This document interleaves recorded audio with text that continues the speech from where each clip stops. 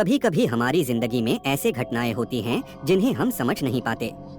यह कहानी एक ऐसी रहस्यमयी घटना की है जो एक हाथीकरण टेलीफोन कॉल के साथ जुड़ी थी। ऋतिक एक आम छात्र था जो एक छोटे से गांव में अपने परिवार के साथ रहता था। एक दिन उसके दोस्तों ने उसे एक अजीब चीज के बारे में सुनाया। वे कह रहे थे कि जब रात को एक खाली कमरे में अकेले होते हैं तो एक भूतिया टेलीफोन कॉल आता है और डरावनी आवाज से चीख रहे होते हैं। ऋतिक को यह सुनकर बहुत मजाक आया, लेकिन वह भी उसी रोज उस कमरे में सोने का निर्णय लिया। रात के समय जब सब सो गए तब ऋतिक कमरे में अकेले बैठ गए और वैसे ही टेलीफोन का इंतजार करने लगे। कुछ ही घंटों बाद टेलीफोन की घंटी बजी।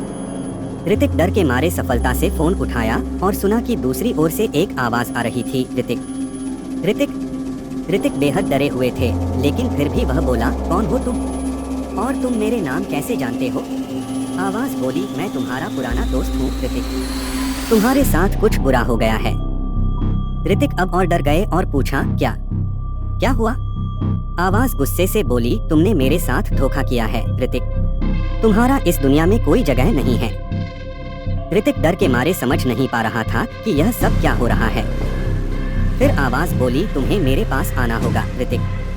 फोन बंद हो गया और ऋतिक डर के मारे बिना किसी के पास जा गए। वह दिन भर तनाव में था और दोस्तों को उस अजीब टेलीफोन कॉल के बारे में बताने के बाद सब उसके मजाक उड़ा रहे थे। रात के समय वह फिर से वो कमरा गया और वैसे ही फोन का इंतजार करने लगा। फिर से उसी डरावनी आवाज ने कहा, ऋतिक ऋतिक ऋतिक डर के मारे फोन को गिरा दिया और बगीचे में भाग गए। वहाँ वो अपने दोस्तों के पास जाकर रो रहा था। दोस्तों ने उसका मजाक नहीं उड़ाया और उसे गले लगाया।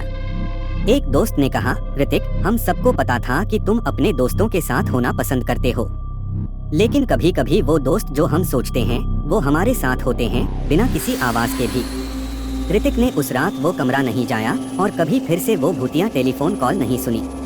वह कभी भी यह नहीं जान पाया कि वो आवाज कहाँ से आई थी और क्या यह वाकई भूतिया था या कुछ और ही था। इस कहानी से हमें यह सीखने को मिलता है कि कभी कभी हमारी जिंदगी में अजीब चीजें हो सकती हैं जिन्हें हम समझ नहीं पाते और हमें डरने की जरूरत नहीं होती, बस हमें उन्हें समझने का प्रयास करना चाहिए।